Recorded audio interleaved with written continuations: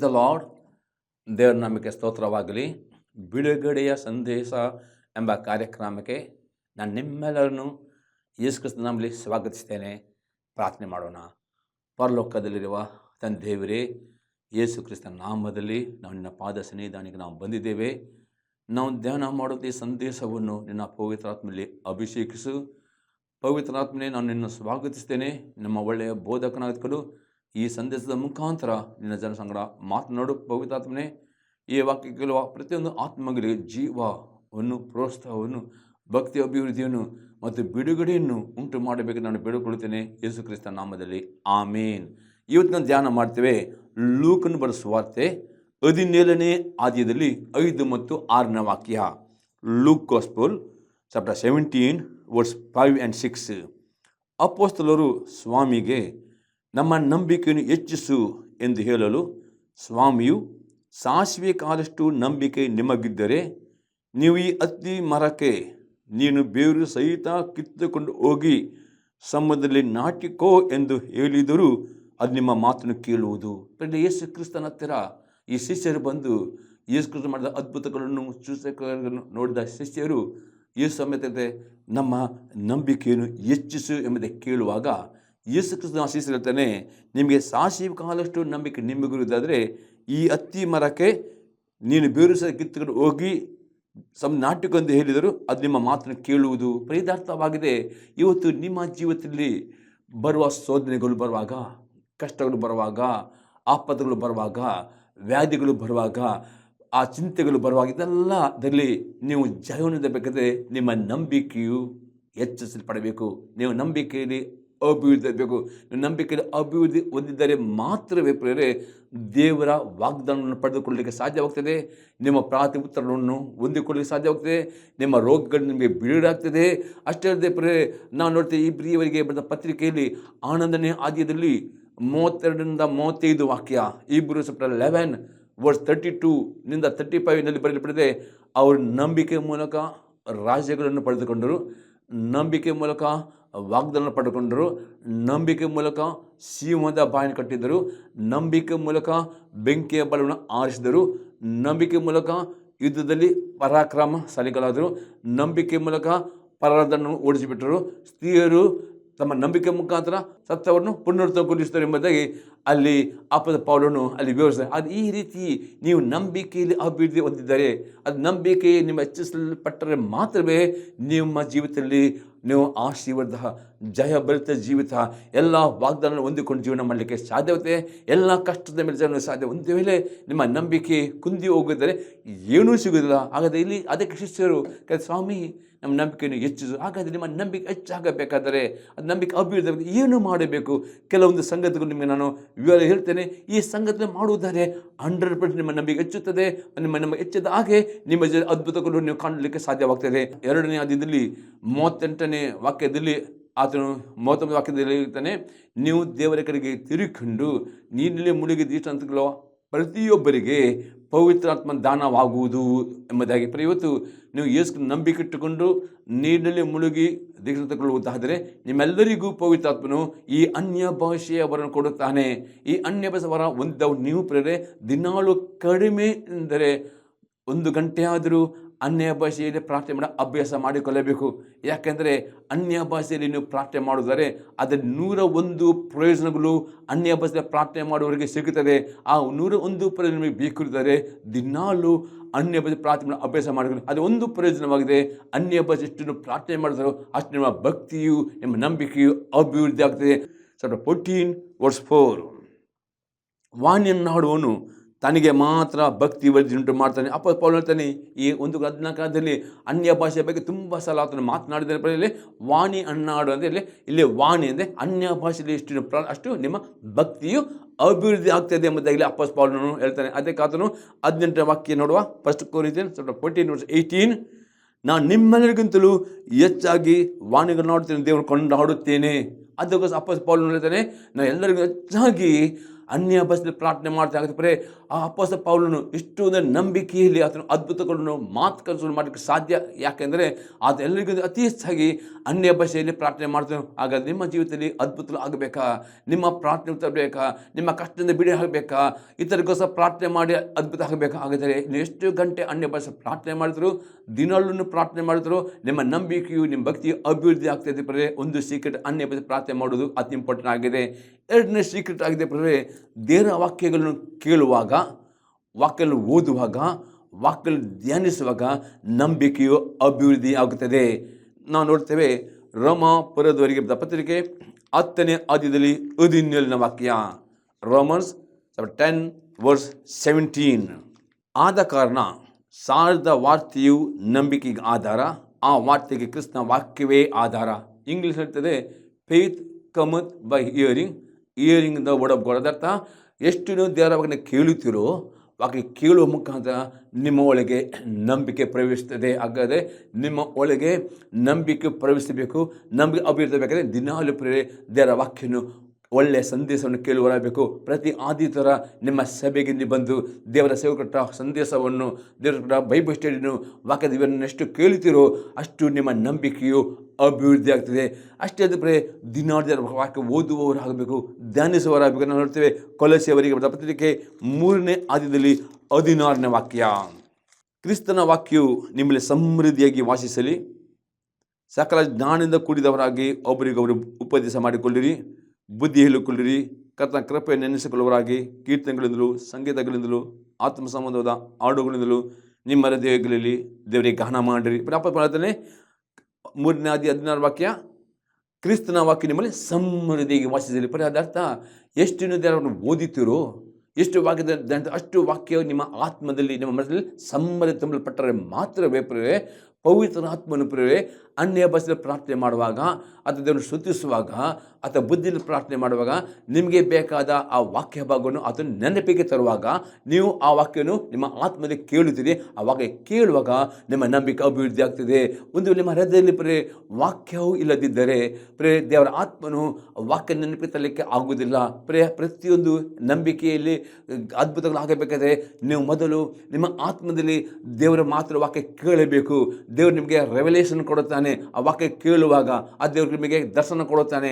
ಅಥವಾ ಆ ದೇವರ ವಾಕ್ಯ ಕೇಳುವಾಗ ನಿಮ್ಮಲ್ಲಿ ನಂಬಿಕೆ, ಆ ನಂಬಿಕೆಯಲ್ಲಿ ವಿಧೇಯರಾಗುವಾಗ ಅಲ್ಲಿ ಅದ್ಭುತಗಳು, ಮಾತುಕತೆಗಳು, ಪ್ರಾರ್ಥನೆಗಳು, ಅದು ಈ ರೀತಿ ನಿಮ್ಮ ನಂಬಿಕೆ ಅಭಿವೃದ್ಧಿ ಬೇಕಾದ್ರೆ ದೇವರ ವಾಕ್ಯ ಬರೀ ಓದುವುದು ಮಾತ್ರ ಅಲ್ಲ, ತುಂಬ ಓದುವರಾಗಬೇಕು, ತುಂಬ ಧ್ಯಾನಿಸುವವರಾಗಬೇಕು.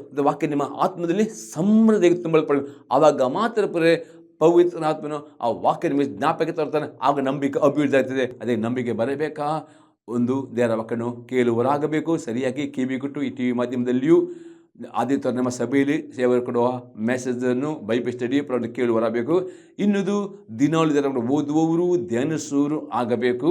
ಆಗ ಪವಿತ್ರಾತ್ಮನು ನಿಮಗೆ ನೆನಪಿತರ ವಾಕ್ಯ ಭಾಗವನ್ನು ಅದು ಕೇಳಿ ಅದಕ್ಕೆ ವಿಧೇಯರಾಗುವಾಗ ನಂಬಿಕೆಯು ಅಭಿವೃದ್ಧಿ ಆಗ್ತದೆ. ಆಗ ಎಂಥ ದೊಡ್ಡ ಬೆಟ್ಟ ಇದ್ದರೂ, ಎಂಥ ದೊಡ್ಡ ಸಂಗತಿಗಳು ಇದ್ದರೂ ನೀವು ನಂಬಿಕೆಯಿಂದ ಮಾತನಾಡುವಾಗ ಅದು ಅತ್ತಿ ಮರ ಬೇರು ಸಮೇತ ಕಿತ್ತುಕೊಂಡು ಹೋಗಿ ಸಮುದ್ರಕ್ಕೆ ಬೀಳು ಆ ರೀತಿ ನಿಮ್ಮ ಕೈಯಲ್ಲಿ ಆಗದಂಥ ಯಾವ ಕಾರ್ಯವೂ ಇಲ್ಲ. ಎಲ್ಲವೂ ನಂಬಿಕೆಯವರಿಗೆ ಎಲ್ಲವೂ ಸಾಧಿಸಿಕೊಳ್ತದೆ. ನನ್ನನ್ನು ನಂಬುವವರು ನಾನು ಈ ಲೋಕದಲ್ಲಿ ಮಾಡಿದ ಅದ್ಭುತ ಕಾರ್ಯಗಳು ಅತಿ ಹೆಚ್ಚಾಗಿ ಮಾಡುವನು. ಯಾಕೆಂದರೆ ಯೋಹನ ಬರೆದ ಸುವಾರ್ತೆ 14ನೇ ಅಧ್ಯಾಯದಲ್ಲಿ 12-14 ವಾಕ್ಯ, ಜಾನ್ ಗಾಸ್ಪಲ್ 14:12-14 ಯೇಸು ಕ್ರಿಸ್ತ ಹೇಳ್ತಾನೆ, ನನ್ನನ್ನು ನಂಬುವವನು ನನಗಿಂತ ಹೆಚ್ಚಾದ ಕ್ರಿಯೆಗಳನ್ನು ಮಾಡುವನು. ಯಾಕೆಂದರೆ ನಾನು ತಂದೆಯ ಬಳಿ ಹೋಗ್ತೇನೆ. ನನ್ನ ಹೆಸರಲ್ಲಿ ತಂದೆ ಏನಾದರೂ ಬೇಡಿಕೊಂಡರೆ ನನ್ನ ತಂದೆಯು ನಿಮಗೆ ಕೊಡುವನು. ಹೀಗೆ ಮಗನ ಮೂಲಕವಾಗಿ ತಂದೆಗೆ ಮಹಿಮೆ ಉಂಟಾಗುವುದು. ಈ ರೀತಿ ನಿಮ್ಮ ನಂಬಿಕೆ ಅಭಿವೃದ್ಧಿ ಆದರೆ ಮಾತ್ರವೇ ನಂಬಿಕೆಯಲ್ಲಿ ಮಾಡುವ ಪ್ರಾರ್ಥನೆ, ನಂಬಿಕೆಯಲ್ಲಿ ಮಾತನಾಡುವ ವಾಗ್ದಾನ ನೆರವೇರುವುದಾಗಿದೆ.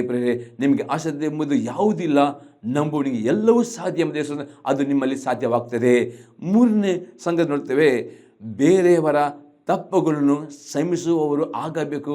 ನಂಬಿಕೆ ಅಭಿವೃದ್ಧಿ ಆಗಬೇಕಾದರೆ ಮಾರ್ಕನ ಬರೆದ ಸುವಾರ್ತೆ 11ನೇ ಅಧ್ಯಾಯದಲ್ಲಿ 25ನೇ ವಾಕ್ಯ, ಮಾರ್ಕ್ ಗಾಸ್ಪಲ್ ಚಾಪ್ಟರ್ 11:25. ಇದಲ್ಲದೆ ನೀವು ನಿಂತುಕೊಂಡು ಪ್ರಾರ್ಥನೆ ಮಾಡುವಾಗೆಲ್ಲ ಯಾರ ಮೇಲೆ ಏನಾದರೂ ವಿರೋಧವಿದ್ದರೆ ಅದನ್ನು ಅವನಿಗೆ ಕ್ಷಮಿಸಿರಿ. ಶ್ರಮಿಸಿದರೆ ಪರಲೋಕದಲ್ಲಿರುವ ನಿಮ್ಮ ತಂದೆಯು ಸಹ ನಿಮ್ಮ ತಪ್ಪುಗಳನ್ನು ನಿಮಗೆ ಶ್ರಮಿಸಿ ಬಿಡುವನು ಅಂದನು. ಪ್ರಿಯರೇ, ಯೇಸು ಅತಿ ಸ್ಪಷ್ಟ ಹೇಳ್ತಾನೆ, ನೀನು ಈ ಬೆಟ್ಟಕ್ಕೆ ಕಿತ್ತುಕೊಂಡು ಸದ್ದು ಬೀಳು ಎಂದು ಹೇಳಿದ್ದಾರೆ, ಸಂಶಯ ಪಡೆದಿಲ್ಲ, ಅದು ನೀವು ಹೇಳಿದಂತೆಯೇ ಆಗುವುದಾನೆ. ನೀವು ನಿಂತುಕೊಂಡು ಏನು ಬೇಡಿಕೊಂಡಿದ್ರು ಅದು ಒಂದು ನಂಬಿರಿ. ಈ ಎರಡು ಸಂಗತಿಗಳನ್ನು ಮಾಡಿ ಪ್ರೇರೆ ಉತ್ತರ ಬರೆದಿದ್ದಾರೆ. ಅದ್ಭುತ. ಅದಕ್ಕೆ ಯೇಸು ಕ್ರಿಸ್ತ ಏನು ಹೇಳ್ತಾನೆ, ಒಂದು ವೇಳೆ ನಿಮ್ಮ ಹೃದಯದಲ್ಲಿ ಯಾರ ಬಗ್ಗೆಯೂ ದ್ವೇಷ, ಕೋಪ, ಸಿಟ್ಟು, ಮತ್ಸರ ಪ್ರೇರೆ ಇಟ್ಟುಕೊಳ್ಳುವುದಾದರೆ, ಎಷ್ಟು ತನಕ ಪ್ರೇರೆ ನಿಮ್ಮ ಸಹೋದರ ಸಹೋದರನು ಅಥವಾ ಗಂಡ ಹೆಂಡತಿಯನ್ನು ಪ್ರೇರೆ ಅಪೊಸ್ತಲ ಪೌಲನು ಅಂತಾನೆ ಎಫೆಸದವರಿಗೆ ಬರೆದ ಪತ್ರಿಕೆ 4ನೇ ಅಧ್ಯಾಯದಲ್ಲಿ 26-27 ವಾಕ್ಯ. Ephesians 4:26 and 27. ಅಲ್ಲಿ ಅಪೊಸ್ತಲ ಕೋಪ ಮಾಡಬೇಕಾದರೂ ಪಾಪ ಮಾಡಬೇಡಿರಿ, ನಿಮ್ಮ ಸಿಟ್ಟು ಸೂರ್ಯನಂತೆ ತೀರಲಿ, ಸೈತನಿಗೆ ಅವಕಾಶ ಕೊಡಬೇಡಿ. ಒಂದು ವೇಳೆ ಪ್ರೇರೆ ನೀವು ಕೋಪ ಮಾಡಿಕೊಂಡು ಆ ಕೋಪವನ್ನು ಬಿಟ್ಟು ಬಿಡದಲ್ಲೋ, ಆ ಸಿಟ್ಟನ್ನು ಬಿಟ್ಟು ಬಿಡದಲ್ಲೋ, ಆ ದ್ವೇಷ ಕೈಯಾದ ನೆನಪು ಇಟ್ಟುಕೊಳ್ಳುತ್ತೀರೋ, ಅಷ್ಟರ ತನಕ ದೇವರು ಸಹ ನಿಮ್ಮ ತಪ್ಪನ್ನು ಸಂಭವಿಸಲಿಲ್ಲ. ಅಷ್ಟರ ತನಕ ನಿಮ್ಮ ನಂಬಿಕೆ ಅಭಿವೃದ್ಧಿ ಆಗುವುದಿಲ್ಲ, ನಂಬಿಕೆಯಲ್ಲಿ ಕುಂಠಿತರಾಗ್ತೀರಿ. ಅದಕ್ಕೆ ಎಸ್ಕರಿಸ್ತದೆ, ನಿಮ್ಮ ನಂಬಿಕೆ ಅಭಿವೃದ್ಧಿ ಆಗಬೇಕಾ, ನಂಬಿಕೆಯಲ್ಲಿ ಮಾಡಿದ ಪ್ರಾರ್ಥನೆಗೆ ಉತ್ತರ ಸಿಗಬೇಕಾ, ನಂಬಿಕೆಯಲ್ಲಿ ಮಾತ್ರ ಹಾಗೆ ನಿಮ್ಮ ಕಷ್ಟ, ರೋಗ, ಬೆಟ್ಟಗಳು ಅದು ಹೋಗಿ ಸಮುದ್ರಕ್ಕೆ ಬೀಳಬೇಕಾ. ಆಗ ನಿಮ್ಮ ಹೃದಯದಲ್ಲಿ ಯಾರ ಬಗ್ಗೆಯೂ ಪ್ರೇರೆ ಯಾವ ಕೈ ನೆನಪು ಆಗಲಿ, ಯಾವ ನೋವು ಆಗಲಿ, ಯಾವ ಥರ ಸಿಟ್ಟು ಆಗಲಿ, ಯಾವ ಕೋಪವೂ ಆಗಲಿ ಅದನ್ನು ಇಟ್ಟುಕೊಳ್ಳದೆ ಹೃದಯ ಪೂರ್ವಕವಾಗಿ ನಿಮ್ಮ ಸಹೋದರ ಸಹೋದರಿ ಇಮಿಡಿಯೇಟ್ ಪ್ರೇರೆ ಯೇಸು ಕ್ರಿಸ್ತನನ್ನು ದೃಷ್ಟಿಸಿಕೊಂಡು ಅವರಿಗೆ ಕ್ಷಮೆ ಕೊಡುವುದಾದರೆ ಮಾತ್ರವೇ ನಿಮ್ಮ ಒಳಗೆ ನಂಬಿಕೆಯು ಪವರ್ಫುಲ್ ಆಗಿ ಬಲವಾಗಿ ಕಾರ್ಯ ಮಾಡ್ತೇವೆ. ಅನೇಕರು ಪ್ರೇರೆ ಸಂದರ್ಭ ನೋಡುವ ಪ್ರೇರೆ ಅನೇಕರ ಜೀವಿತದಲ್ಲಿ ಕೆಲವರ ಕಾಯಿಲೆ ಗುಣವಾಗಲಿಲ್ಲ. ಕಾರಣ ದೇವರಾತ್ಮದ ಅನೇಕ ಹೃದಯದಲ್ಲಿ ತಮ್ಮ ಸಹೋದರ ಬಗ್ಗೆ, ಕೆಲವು ಹೆಂಡತಿಗೆ ಗಂಡನ ಬಗ್ಗೆ, ಕೆಲವು ಗಂಡನ ಹೆಂಡತಿ ಬಗ್ಗೆ, ಮಕ್ಕಳ ಬಗ್ಗೆ ನೋವನ್ನು ಇಟ್ಟುಕೊಂಡಿದ್ದೀರಿ. ನಿಮ್ಮ ಹೃದಯದಲ್ಲಿ ಅವರ ಬಗ್ಗೆ ಕೈ ನೆನಪುಂಟು, ನೀವು ಪದೇ ಪದೇ ಅವರ ಬಗ್ಗೆ ಜ್ಞಾಪಕ ಮಾಡ್ತೀರಿ, ಅವರಿಗೆ ಶ್ರಮಿಸ್ತೀರಿ, ಅದೇ ಅದನ್ನು ಮರೆತು ಬಿಡಲ್ಲ. ಅದಕ್ಕೋಸ್ಕರ ದೇವರು ಹೇಳ್ತಾನೆ, ನಿಮ್ಮ ಪ್ರಾರ್ಥನೆ ಉತ್ತರ ಕೊಡಲಿಕ್ಕೆ ಆಗುವುದಿಲ್ಲ, ನಿಮ್ಮ ರೋಗಗಳು ಗುಣ ಮಾಡಲಿಕ್ಕೆ ಆಗುವುದಿಲ್ಲ. ಎಷ್ಟು ತನಕ ನಿಮ್ಮ ಹೃದಯದಿಂದ, ನಿಮ್ಮ ಆತ್ಮದಿಂದ, ನಿಮ್ಮ ಮನಸ್ಸಿನಿಂದ ನೀವು ಸಹೋದರನು ಒಬ್ಬರೊಬ್ಬರು ಯಥಾರ್ಥವಾಗಿ ಮನಪರಕ್ಕೆ ಶ್ರಮಿಸುವುದಿಲ್ಲವೋ ಅಷ್ಟು ತನಕ ದೇವರು ಸಹ ನಿಮ್ಮ ತಪ್ಪನ್ನು ಶ್ರಮಿಸುವುದಿಲ್ಲ. ಅದಕ್ಕೋಸ್ಕರ ನೀವು ನಂಬಿಕೆ ಹೆಚ್ಚಾಗಬೇಕಾ, ನಂಬಿಕೆ ಅಭಿವೃದ್ಧಿ ಬೇಕಾ, ನಂಬಿಕೆಯಲ್ಲಿ ಅದ್ಭುತ ಆಗಬೇಕಾ. ಇದೇ ಗಳಿಗೆ ಪವಿತ್ರಾತ್ಮ ಹೇಳ್ತಾನೆ, ನಿಮ್ಮಲ್ಲಿ ಯಾರ ಬಗ್ಗೆ ನೋವು ಇರಬಹುದು, ಪರಿಪೂರ್ಣವಾಗಿ ಆ ಯೇಸು ಕ್ರಿಸ್ತನು ಕಲ್ವರಿ ಕ್ರೂಸಲ್ಲಿ ನೇತಾಡುವಾಗ ತಂದೆಯೇ ಅವರನ್ನು ಶ್ರಮಿಸು ಎಂದರೆ ಆ ನಿಮ್ಮ ವಿರುದ್ಧಗಳನ್ನು ಆಗಬಹುದು, ನಿಮ್ಮ ಸ್ನೇಹಿತನಾಗ್ಬೋದು, ನಿಮ್ಮ ಆಪ್ತವರನ್ನು ಆಗ್ಬೋದು, ಹೃದಯ ಶ್ರಮಿಸ್ತಿರೋ ಆಗ ನಂಬಿಕೆ ನಿಮ್ಮಲ್ಲಿ ಕಾರ್ಯವಾಗ್ತದೆ ಎಂದು ದೇವತ್ವ ಹೇಳುವನಾಗಿದ್ದಾನೆ. ಪ್ರೇರೆ ಈಗ 4 ನೋಡ್ತೇವೆ. ನಂಬಿಕೆ ಹೆಚ್ಚು ಆಗಬೇಕಾದರೆ ವಾಗ್ದಾನಗಳನ್ನು ಪದೇ ಪದೇ ಬಾಯಿಂದ ಮಾತನಾಡುವರು ಆಗಬೇಕು. ಮಾರ್ಕನ ಸುವಾರ್ತೆ 11ನೇ ಅಧ್ಯಾಯದಲ್ಲಿ 23ನೇ ವಾಕ್ಯ. ಮಾರ್ಕ್ 11:23. ನಿಮಗೆ ಸತ್ಯವಾಗಿ ಹೇಳುತ್ತೇನೆ, ಯಾವನಾದರೂ ಈ ಬೆಟ್ಟಕ್ಕೆ ನೀನು ಕಿತ್ತುಕೊಂಡು ಹೋಗಿ ಸಮುದ್ರದಲ್ಲಿ ಬೀಳು ಎಂದು ಹೇಳಿ ತನ್ನ ಮನಸ್ಸಿನಲ್ಲಿ ಸಂಶಯ ಪಡೆದೆ ತಾನು ಹೇಳಿದು ಆಗುವುದೆಂದು ನಂಬಿದರೆ ಅವನು ಹೇಳಿದಂತೆ ಆಗುವುದು. ಹಾಗಾದರೆ ನಿಮ್ಮ ನಂಬಿಕೆ ಕಾರ್ಯವಾಗಬೇಕಾ? ಎಂದಿಗೂ ನಿಮ್ಮ ಅಪನಂಬಿಕೆ ಮಾತನಾಡಬೇಡ್ರಿ, ನಕಾರಾತ್ಮಕ ಸಂಗತಿ ಮಾತನಾಡಬೇಡ್ರಿ. ಪ್ರತಿ ಸಲ ಪ್ರತಿ ಗಳಿಗೆ ನಿಮ್ಮ ನಾಲಿಗೆಯಲ್ಲಿ ನೀವು ದೇವರ ವಾಕ್ಯವನ್ನು ಅಥವಾ ಪ್ರಾರ್ಥನೆ ಉತ್ತರವನ್ನು ಅಥವಾ ದೇವರ ವಾಗ್ದಾನವನ್ನು ಮಾತನಾಡುತ್ತಾ ಇರಿ. ಎಷ್ಟು ನೀವು ಮಾತನಾಡ್ತು ಅದು ಒಂದೇ ದಿನ ಕಾರ್ಯವಾಗುವುದಿಲ್ಲ. ದಿನಾಲೂ ನಂಬಿಕಸ್ಥರಾಗಿ ಮಾತನಾಡುತ್ತಾ ಬರುವಾಗ ಒಂದು ದಿನ ನಿಮ್ಮ ಮುಂದೆ ಬೆಟ್ಟವು ಅದು ನೆಲ ಸಮಾನವಾಗುತ್ತದೆ. ಅನೇಕರಿಗೆ ತಾಳ್ಮೆ ಇಲ್ಲ.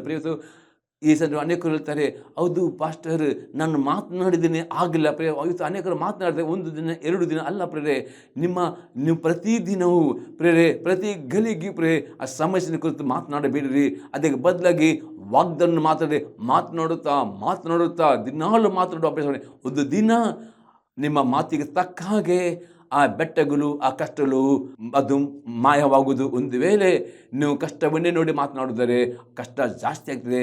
ರೋಗವನ್ನು ನೋಡಿ ರೋಗ. ಅದಕ್ಕೆ ಎಂದಿಗೂ ನಿಮ್ಮ ನಂಬಿಕೆ ವೃದ್ಧಿ ಆಗಬೇಕಾ? ಆ ಒಂದು ಸಂಗತಿಗಳನ್ನು ಕಷ್ಟ ಎಂಬ ಸಂಗತಿಯನ್ನು ನಿಮ್ಮ ನಕಾರಾತ್ಮಕ ಮಾತನಾಡಬೇಡಿ. ಅದಕ್ಕೆ ಬದಲಾಗಿ ದೇವರ ಕೊಟ್ಟ ಬೈಬಲ್ನಲ್ಲಿ ಅಲ್ಲೊಂದು ಹೊಸ ಅನೇಕ ವಾಗ್ದಾನ ಕೊಟ್ಟಿದ್ದಾನೆ. ಬೈಬಲ್ ಓದುವಾಗ ಗಮನವಿಟ್ಟು ಓದಿ, ಯಾವ ವಾಗ್ದಾನ ಉಂಟು ಅದು ಅನ್ಲೈನ್ ಮಾಡಿ, ನಿಮ್ಮ ಸಂಗತಿಗೆ ಬೇಕಾದ ಹಾಗೆ, ನಿಮ್ಮ ಪ್ರಾರ್ಥನೆಗೆ ಉತ್ತರಕ್ಕೆ ಬೇಕಾದ ಹಾಗೆ ವಾಗ್ದಾನ ಅರಿಕೆ ಮಾಡಿ, ಆಗ ನಿಮ್ಮ ಜೀವಿತದಲ್ಲಿ ಕಾರ್ಯವಾಗ್ತದೆ ಎಂಬುದಾಗಿ ದೇವರಾತ್ಮನ ಹೇಳೋನಾಗಿದ್ದಾನೆ. ಅದಕ್ಕೆ ಇನ್ನೊಂದು 5ನೇ ಸಂಗತಿ ನೋಡ್ತೇವೆ. ನಂಬಿಕೆ ಅಭಿವೃದ್ಧಿಯಾಗಬೇಕಾದರೆ ಎಲ್ಲ ಭಾರವನ್ನು, ಎಲ್ಲ ಪಾಪವನ್ನು ತೆಗೆದು ಹಾಕ ಬಿಡಬೇಕು. ಇಬ್ರಿಯವರಿಗೆ ಬರೆದ ಪತ್ರಿಕೆ 12ನೇ ಅಧ್ಯಾಯದಲ್ಲಿ 1 ಮತ್ತು 2ನೇ ವಾಕ್ಯ. ಆದ ಕಾರಣ ಇಷ್ಟು ಮಂದಿ ಸಾಕ್ಷಿಯವರು ಮೇಘದೋಪಾದಿಯಲ್ಲಿ ನಮ್ಮ ಸುತ್ತಲೂ ಇರುವುದರಿಂದ ನಮಗೆ ಅಭ್ಯಂತರ ಮಾಡುವ ಎಲ್ಲ ಭಾರವನ್ನು, ಹತ್ತಿಕೊಳ್ಳುವ ಪಾಪವನ್ನು ನಾವು ಸಹ ತೆಗೆದಿಟ್ಟು ನಂಬಿಕೆಯನ್ನು ಹುಟ್ಟಿಸುವವನು ಪೂರೈಸುವವನು ಆಗಿರುವ ಯೇಸುವಿನ ಮೇಲೆ ದೃಷ್ಟಿಯಿಟ್ಟು ನಮಗೆ ನೇಮಕವಾದ ಓಟವನ್ನು ತೀರಚಿತ್ತದಿಂದ ಓಡೋಣ. ಆತನು ತನ್ನ ಮುಂದೆ ಇಟ್ಟಿದ್ದ ಸಂತೋಷಕ್ಕೋಸ್ಕರ ಅವಮಾನವನ್ನು ಅಲಕ್ಷ್ಯ ಮಾಡಿ ಶಿಲುಬೆಯ ಮರಣವನ್ನು ಸಹಿಸಿಕೊಂಡು ದೇವರ ಸಿಂಹಾಸನದ ಬಲಗಡೆ ಆಸನವಾಗಿದ್ದಾನೆ. ಇಲ್ಲಿ ಅಪೊಸ್ತಲ ಹೇಳ್ತಾರೆ, ಇಷ್ಟು ಮಂದಿ ಸಾಕ್ಷಿಯವರು ಮೇಘದ ಅರ್ಥಪ್ರೆ ಅಲ್ಲೊಂದು ನೋಡ್ತೇವೆ. ಇಬ್ರಿಯವರಿಗೆ ಬರೆದ ಪತ್ರಿಕೆ 11ನೇ 32ನೇ ವಾಕ್ಯದಲ್ಲಿ ನೋಡ್ತೇವೆ. ನಾನು ಇನ್ನೂ ಏನು ಹೇಳಬೇಕು? ಗಿಡಿಯೋನ್, ಬಾರಾಕ್, ಸಂಸೋನ್, ಎಪ್ತ, ದಾವೀದ್, ಸಾಮ್ಯುಯೇಲ್ ಎಂಬುವರ ವೃತ್ತಾಂತವನ್ನು, ಪ್ರವಾದಿಗಳ ವೃತ್ತಾಂತವನ್ನು ವಿವರವಾಗಿ ಹೇಳಬೇಕಾದರೆ ನನಗೆ ಸಮಯ ಸಾಲದು. 33, 34, 35 ವಾಕ್ಯ. ನಂಬಿಕೆ ಮೂಲಕ ಅವರು ರಾಜ್ಯಗಳನ್ನು ಸ್ವಾಧೀನ ಮಾಡಿಕೊಂಡರು, ನೀತಿಯನ್ನು ನಡೆಸಿದರು, ವಾಗ್ದಾನಗಳನ್ನು ಪಡೆದುಕೊಂಡರು, ಸಿಂಹಗಳ ಬಾಯಿ ಕಟ್ಟಿದರು, ಬೆಂಕಿಯ ಬಲವನ್ನು ಆರಿಸಿದರು, ಕತ್ತಿಯ ಬಾಯಿಗೆ ತಪ್ಪಿಸಿಕೊಂಡರು, ನಿರ್ಬಲರಾಗಿದ್ದು ಬಲಿಷ್ಠರಾದರು, ಯುದ್ಧದಲ್ಲಿ ಪರಾಕ್ರಮಶಾಲಿಗಳಾದರು, ಪರರ ದಂಡವನ್ನು ಓಡಿಸಿಬಿಟ್ಟರು, ಸ್ತ್ರೀಯರು ಸತ್ತು ಹೋಗಿದ ತಮ್ಮವರನ್ನು ಪುನರುತ್ಥಾನದ ತಿರುಗಿ ಹೊಂದಿದವರು. ಈ ಸಾಕ್ಷಿಗಳು ಪ್ರಿಯರೇ ಜೀವಂತವಾಗಿ ಪರಲೋಕದಲ್ಲಿ ಇದ್ದಾರೆ ಎಂಬುದು ಅಪೋಸ್ತಲರು. ಇಂಥ ಸಾಕ್ಷಿಗಳು, ಜೀವಂತ ಸಾಕ್ಷಿಗಳು ಪ್ರಿಯ ಅಲ್ಲೊಂದಿರುವ ಈ ಭಕ್ತರು ತಮ್ಮ ನಂಬಿಕೆಯಿಂದ ಜೀವಿಸಿದರು, ವಾಗ್ದಾನ ಪಡೆದುಕೊಂಡರು. ಈ ಸಾಕ್ಷಿಗಳು ಜೀವಂತವಾಗಿ ಪರಲೋಕದಲ್ಲಿ ನಮ್ಮ ಸುತ್ತಲೂ ಇರುವುದರಿಂದ ಅಪೋಸ್ತಲರು, ನೀವು ನಂಬಿಕೆ ಅಭಿವೃದ್ಧಿ ಆಗಬೇಕಾ? ಹಾಗಾಗಿ ನಿಮಗೆ ಅಭ್ಯಂತರ ಎಲ್ಲ ಚಿಂತೆ ಎಂಬ ಭಾರವನ್ನು ಮತ್ತು ಹತ್ತಿಕೊಳ್ಳುವ ಪಾಪರೆ 2 ಸಂಗತಿಗಳು ಇವತ್ತು ನಿಮಗೆ ನಂಬಿಕೆ ಅಭಿವೃದ್ಧಿ ಮಾಡಲಿಕ್ಕೆ ಅಡ್ಡಿ ಬರುವಂಥ 2 ಸಂಗತಿಗಳು. ಒಂದು ಆಗಿದೆ ಪ್ರಪಂಚದ ಚಿಂತೆ. ಎಷ್ಟು ನಿಮಗೆ ಚಿಂತೆ ಇರಬಹುದು, ಆ ಚಿಂತೆಯನ್ನು ದಿನಾಲು ಪ್ರಾರ್ಥನೆಯಲ್ಲಿ ದೇವರು ಒಪ್ಪಿಸಿಕೊಳ್ಳಬೇಕು. ಯಾವ ಬಗ್ಗೆಯೂ ಚಿಂತೆ ಮಾಡಬಾರ್ದು. ಒಂದು ಚಿಂತೆ ಮಾಡುವುದಾದರೆ ಆಗ ನಿಮ್ಮ ನಂಬಿಕೆ ಅಭಿವೃದ್ಧಿ ಆಗುವುದಿಲ್ಲ. ಈ ಚಿಂತೆ ಎಂಬ ಭಾರವನ್ನು ನೀವು ತೆಗೆದು ಹಾಕಬೇಕು. ಎರಡನೇದಾಗಿ ಆಗಿದೆ ಪರೇ ಹತ್ತಿಕೊಳ್ಳುವ ಪಾಪವನ್ನು ದಿನಾಳು ದೇವರ ವಾಕ್ಯ ಓದಬೇಕು. ಎಷ್ಟು ವಾಕ್ಯ ಓದುತ್ತೀರೋ, ಎಷ್ಟು ವಾಕ್ಯ ಧ್ಯಾನ ಮಾಡ್ತಿರೋ, ಎಷ್ಟು ವಾಕ್ಯ ವಿದ್ಯಾರ್ಥಿರು, ಆಗ ನಿಮ್ಮ ಹೃದಯದಲ್ಲಿ ಇರುವ ಎಲ್ಲ ಪಾಪಗಳು ಅದು ತೊಳೆದು ಹೋಗ್ತದೆ. ಒಂದು ದೇವರ ವಾಕ್ಯ ಓದುದಿಲ್ಲವೋ, ವಾಕ್ಯ ಧ್ಯಾನ ಮಾಡೋದಿಲ್ಲವೋ, ನಿಮ್ಮಲ್ಲಿ ಬಚ್ಚಿಡೋ ಪಾಪನ ಅರಿಕೆ ಮಾಡೋದಿಲ್ಲವೋ, ಆ ಪಾಪ ತೆಗೆದು ಹಾಕಿದಿಲ್ಲವೋ, ನಂಬಿಕೆ ಅಭಿವೃದ್ಧಿ ಆಗೋದಿಲ್ಲ. ಅದಕ್ಕೋಸ್ಕರ ಪ್ರಿಯರೇ ದೇವರಾತ್ಮರೇ ನಿಮ್ಮ ಪ್ರಾರ್ಥನೆಗೆ ಉತ್ತರ ಬರುವುದಿಲ್ಲ. ಕಾರಣ ಅದೇ ಆಗಿದೆ. ದೇವರು ಎಂದಿಗೂ ತಪ್ಪು ಮಾಡೋದಿಲ್ಲ. ದೇವರ ಕಿವಿ ಕೇಳದ ಕಿವುಡಲ್ಲ, ದೇವರ ಕೈ ರಕ್ಷಿಸಿದ ಮೋಟಿಗೆ. ನಿಮ್ಮ ಪಾಪಗಳೆಂದರೆ ನಿಮ್ಮ ಒಳಗಿರುವ ನಂಬಿಕೆಯು ಅದು ಅಭಿವೃದ್ಧಿ ಆಗಲಿಲ್ಲ, ನಿಮ್ಮ ನಂಬಿಕೆಯು ಕುಂಠಿತವಾಗಿದೆ. ಅದಕ್ಕೋಸ್ಕರ ಅದ್ಭುತ ಆಗದೆ ಇವತ್ತು ನಿಮ್ಮ ನಂಬಿಕೆ ಅಭಿವೃದ್ಧಿ ಬೇಕಾದರೆ ಈ ಕಾರ್ಯ ಮಾಡಬೇಕು. ದಿನಾಲು ಅಭ್ಯಂತರ ಮಾಡೋ ಎಲ್ಲ ಚಿಂತಾ ಭಾರವನ್ನು, ಸಾಲ ಭಾರವನ್ನು ತೆಗೆದುಹಾಕಿರಿ. ಅದೇ ಅದೇ ಪ್ರಾರ್ಥನೆ ಮಾಡಿರ್ತಾರೆ. ಅಷ್ಟೇ ಅಲ್ಲದೆ ದಿನಾಲು ವಾಕ್ಯವನ್ನು ಓದಿಕೊಂಡು ಆ ವಾಕ್ಯವನ್ನು ಗಮನಿಸಿರಿ. ದೇವರ ಹತ್ರ ಬೇಡ್ರಿ, ಪವಿತ್ರ ಆತ್ಮನೇ ನನ್ನ ಹೃದಯ ಪರೀಕ್ಷಿಸಿದ್ದೇವಾ, ನಂತರ ಶೋಧಿಸು, ನಲ್ಲಿ ಇನ್ನು ಯಾವುದೇ ಕೇಡಿನ ಮಾರ್ಗ, ಯಾವುದೇ ಪಾಪವನ್ನು ತೋರಿಸಿಕೊಡು ಎಂದು ಆ ರೀತಿಯಲ್ಲಿ ಓದುವಾಗ ದೇವರಾತ್ಮ ಆವಾಗ ಮಾತ್ರ ಆ ವಾಕ್ಯ ನಿಮ್ಮೊಳಗೆ ಮಾತಾಡ್ತದೆ. ನಿಮ್ಮಲ್ಲಿರುವ ಸಣ್ಣ ಪಾಪ ಇದ್ದರೂ ಸಹ ಅದು ಡೇಂಜರ್ ಆಗಿದೆ. ಪರಮಗೀತ ಪುಸ್ತಕ 2ನೇ ಅಧ್ಯಾಯದಲ್ಲಿ 15ನೇ ವಾಕ್ಯ, ಸಾಂಗ್ ಆಫ್ ಸೊಲೊಮೋನ್ 2:15 ಹೇಳ್ತದೆ, ತೋಟಗಳನ್ನು ಹಾಳು ಮಾಡುವ ನರಿ ಮರಿಗಳನ್ನು ಹಿಡಿರಿ, ನಮ್ಮ ತೋಟಗಳು ಹೂವಾಗಿರ್ತಾರೆ. ಅದರ್ಥ ಸಣ್ಣ ಸಣ್ಣ ಪಾಪವೇ ಅದು ದೊಡ್ಡದಾಗಿಕೊಂಡು ನಿಮ್ಮ ನಂಬಿಕೆಯನ್ನು ಕೆಡವಿ ಬಿಡ್ತದೆ. ಅದಕ್ಕೆ ದಿನಾಳು ವಾಕ್ಯದ ಮುಖಾಂತರ ನಿಮ್ಮಲ್ಲಿ ಅಂಟಿಕೊಳ್ಳೋ ಪಾಪವನ್ನು ನೀವು ದಿನೋ ತೆಗೆದು ಹಾಕಿದರೆ ಮಾತ್ರವೇ ನಂಬಿಕೆಯನ್ನು ಹುಟ್ಟಿಸೋನು ಪೂರೈಸುವಾಗಿರುವ ಯೇಸು ಕ್ರಿಸ್ತನ ದೃಷ್ಟಿಯಲ್ಲಿ ನಿಮ್ಮ ನಂಬಿಕೆ ಅಭಿವೃದ್ಧತೆ. ನಂಬಿಕೆಯಲ್ಲಿ ನೀವು ಓಡುತ್ತೀರಿ, ನಂಬಿಕೆ ಇವ ಮತ್ತು ನಿಮ್ಮ ನಂಬಿಕೆ ಮೇರೆಗೆ ದೇವರು ನಿಮ್ಮ ಜೀವಿತದಲ್ಲಿ ಇತರ ಅದ್ಭುತ ಮಾಡ್ತಾನೆ ಎಂಬುದಾಗಿ ಇಲ್ಲಿ ದೇವರಾತ್ಮನ ಹೇಳುವನಾಗಿದ್ದಾನೆ. ಪ್ರಿಯರೇ, 6ನೇ ಸಂಗತಿ ನೋಡಿದೆ, ಅತ್ಯ ಆಸಕ್ತಿಯಿಂದ ಪ್ರಾರ್ಥಿಸುವವರು ಆಗಬೇಕು. 1ನೇ ಅರಸನ ಪುಸ್ತಕ 18ನೇ ಅಧ್ಯಾಯದಲ್ಲಿ 41ರಿಂದ 46 ವಾಕ್ಯ. ಫಸ್ಟ್ ಕಿಂಗ್ಸ್ 18 ವರ್ಸ್ 41 to 46 ನಾವು ನೋಡ್ತೇವೆ. ಅಲ್ಲಿ ಆ ಎಲಿಯನ್ನು ಪ್ರೇರೆ ಮಳೆ ಬರಬೇಕು ಎಂಬುದಾಗಿ ಅತಿ ಆಸಕ್ತಿಯಿಂದ ಪ್ರಾರ್ಥನೆ ಅದೇ ರೀತಿ ದಿನಾಲು ನೀವು ಅತಿ ಆಸಕ್ತಿಯಿಂದ ಪ್ರಾರ್ಥನೆ ಮಾಡಬೇಕು, ಉತ್ತರ ಬರೋ ತನಕ ಪ್ರೇರೆ ಅಲ್ಲಿ ನಾನು ಹೇಳ್ತೇನೆ ಆಹಾಬನನು ಆ ಎಲಿಯನ್ನು ಪ್ರೇರೆ ಅದನ್ನು ಆ ಸಮುದ್ರ ಹತ್ತಿರ ಕಳಿಸ್ತಾನೆ.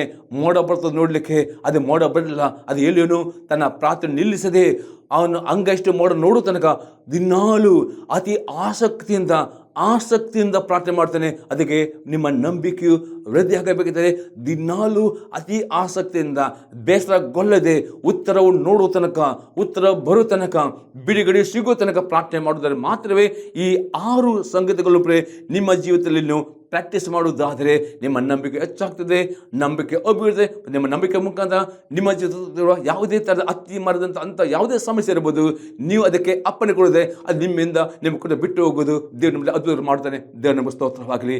ಈ ಸಂದೆ ನಿಮ್ಮತ್ತೆ ಕಾರ್ಯ ಮಾಡಿದರೆ ನಿಮ್ಮ ಅಭ್ಯರ್ಥಿ ತಿಳಿಸಿರಿ, ನೀವು ಯಾವುದೇ ಪ್ರಾಯ ನಮಗೆ ತಿಳಿಸಿರಿ, ನಿಮಗೋಸ್ಕರ ನಾವು ಪ್ರಾರ್ಥನೆ ಮಾಡೋಣ. ಪರಲೋಕದ ದೇವರೇ, ಯೇಸು ಕ್ರಿಸ್ತನ ನಾಮದಲ್ಲಿ ಸ್ತೋತ್ರವನ್ನು ಕೊಂಡಾಡ್ತೇನೆ.